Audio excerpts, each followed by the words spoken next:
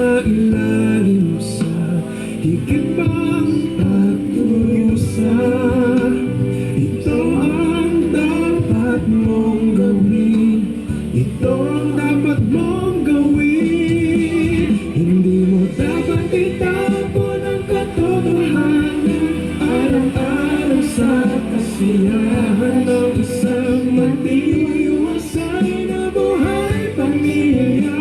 At hindi mo dapat iwala ang dangal at integridad ng buong buhay mo para sa pansamantalang kasiyahan.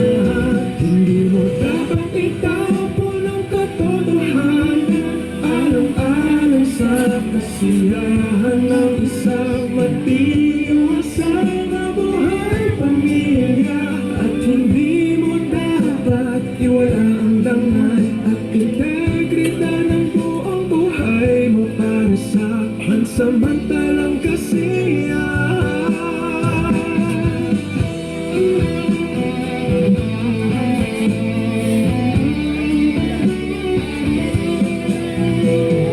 Dapat mong halin ang lahat ng maganda at mabuti.